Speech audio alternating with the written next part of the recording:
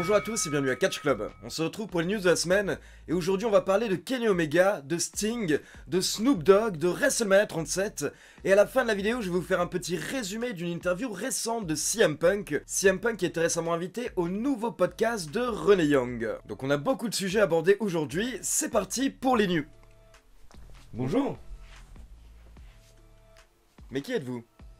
Je suis vous. Ah d'accord. Et qu'est-ce que vous voulez exactement? Parce que je suis occupé là en fait, je suis avec des gens. Alors je suis là pour vous prévenir que cette vidéo est sponsorisée par un jeu vidéo. Je ne sais pas si vous connaissez Raid Shadow Legends. Tu veux vivre une aventure légendaire avec des gentils, des méchants, des clans, des champions et de la baston? Eh bien j'ai ce qu'il te faut. Il s'agit de Raid Shadow Legends et on les remercie de sponsoriser cette vidéo. Profitez-en pour télécharger le jeu dès maintenant grâce au lien dans la description pendant que je vous parle de mon clan préféré. Alors lui c'est mon champion. Déjà je l'ai choisi parce que je trouve qu'il ressemble au catcheur Braun Strowman, et ensuite il est surpuissant lors des combats donc ça permet d'avancer rapidement, mais en plus il fait partie de mon clan préféré, les orques. Les orques sont puissants, ce sont des guerriers, ils savent se battre et ils sont prêts à tout pour survivre. Et en plus les orques ont un look ultra stylé, mais il faut avouer que niveau look, les elfes noirs et les hauts elfes sont peut-être les plus BG. Si tu veux un autre clan, sache que tu as le choix entre 16 différentes factions qui comprend chacune des dizaines de champions différents. Comme chaque mois, on attendait la nouvelle mise à jour avec impatience, et Raid vient de publier la plus grande mise à jour du jeu, la tour du malheur. Alors autant vous dire que vous allez kiffer pendant des heures dans cette nouvelle tour de 120 étages, avec des salles secrètes, des challenges et 12 nouveaux boss terrifiants. Mais ce n'est pas tout car on aura également 14 nouveaux champions et des événements spéciaux pour les vacances de Noël. Je vous conseille de vous lancer dès maintenant car Raid vous offre des bonus et un champion spécial pour combattre cette nouvelle tour.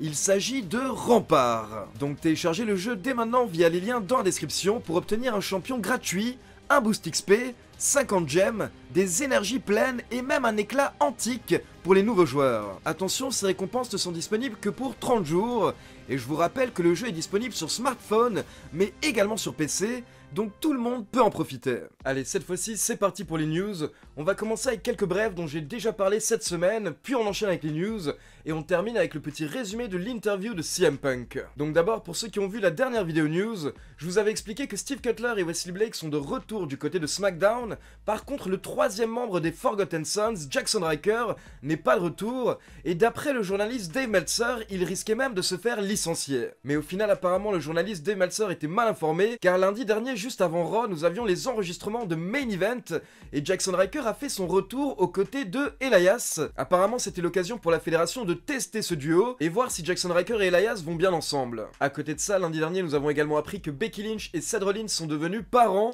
En effet, ils ont annoncé sur leurs réseaux sociaux que Becky Lynch a accouché d'une petite fille qui s'appelle Rue, R-O-U-X. On continue avec une petite mise à jour par rapport à Sting.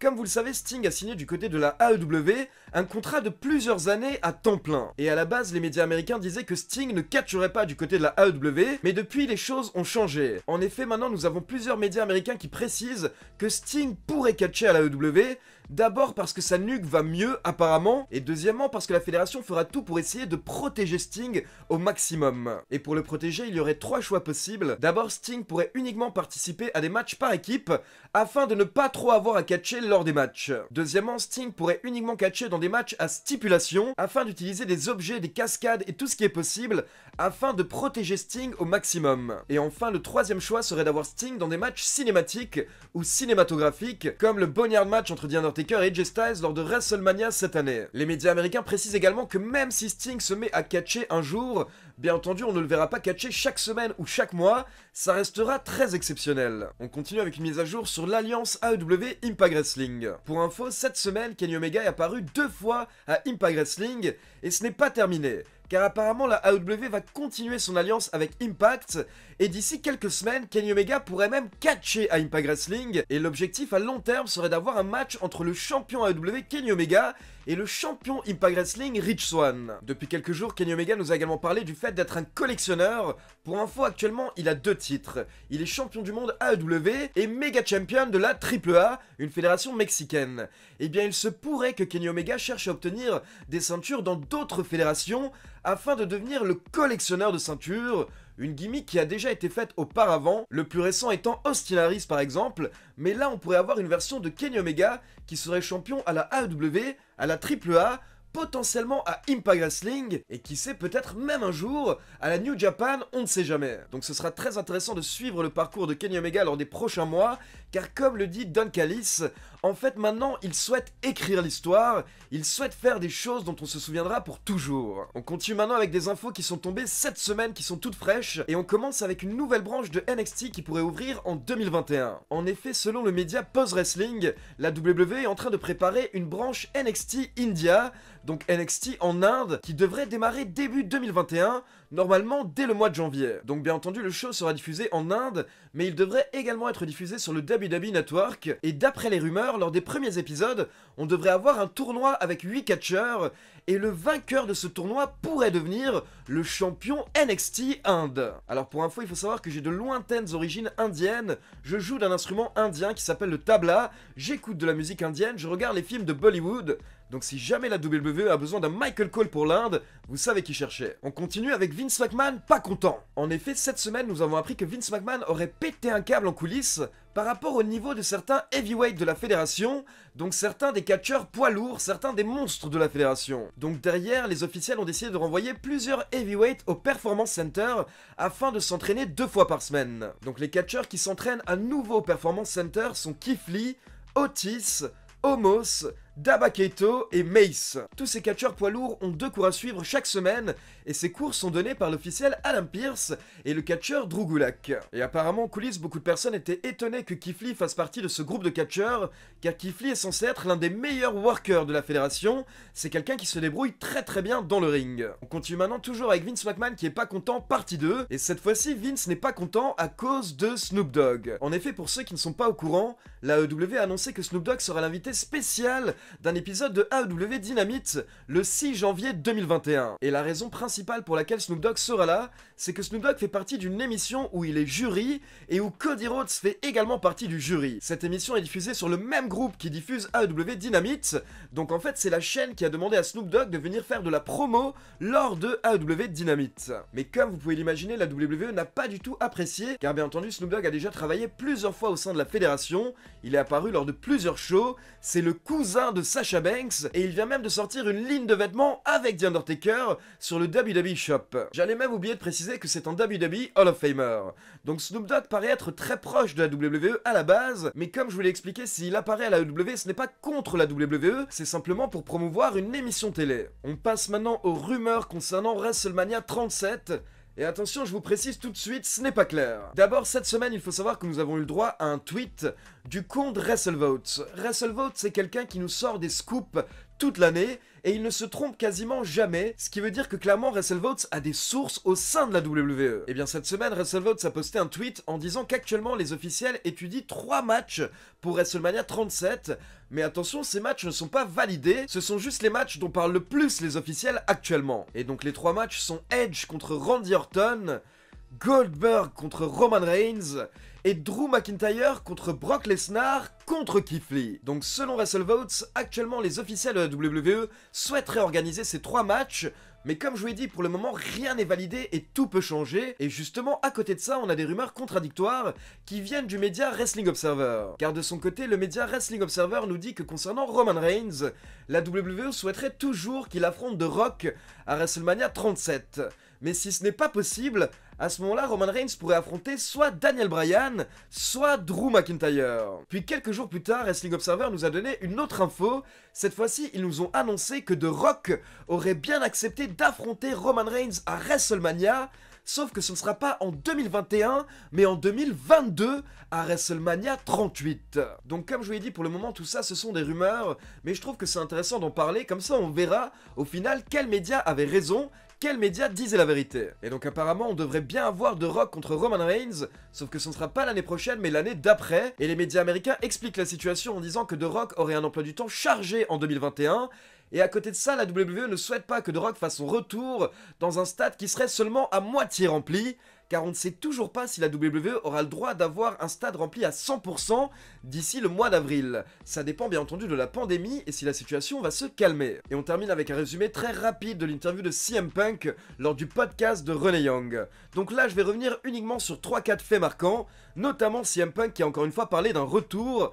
Mais d'abord, il y a quelques anecdotes assez intéressantes. Déjà, il faut savoir que CM Punk a parlé de son passage à l'UFC et il nous explique qu'il voulait absolument combattre en MMA avant d'être trop vieux. Et là, CM Punk précise qu'au final, eh bien, il était déjà trop vieux et il s'en est rendu compte. CM Punk nous explique également qu'il ne pensait jamais aller directement à l'UFC.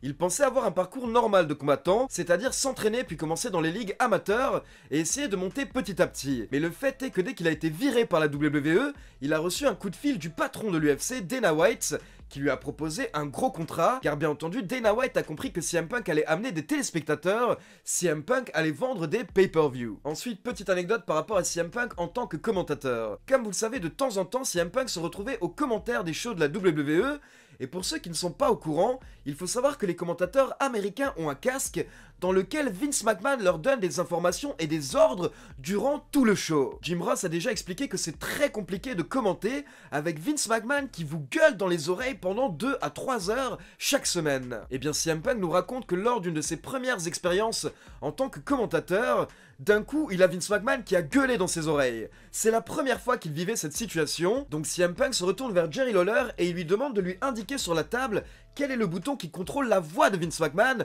le volume de Vince McMahon. Jerry Lawler montre le bouton à CM Punk, et derrière, CM Punk explique qu'à chaque fois qu'il était aux commentaires, il coupait tout simplement la voix de Vince. Comme vous le savez, actuellement, il y a beaucoup de discussions par rapport à la création d'un syndicat dans le monde du catch, et quand Renee Young a demandé à CM Punk s'il croyait à la création d'un syndicat à la WWE, CM Punk a dit que non. Il pense que ça n'arrivera jamais, car selon lui, le fait que les catcheurs sont comme une famille, sont comme une bande, c'est un mythe, ce n'est pas la réalité.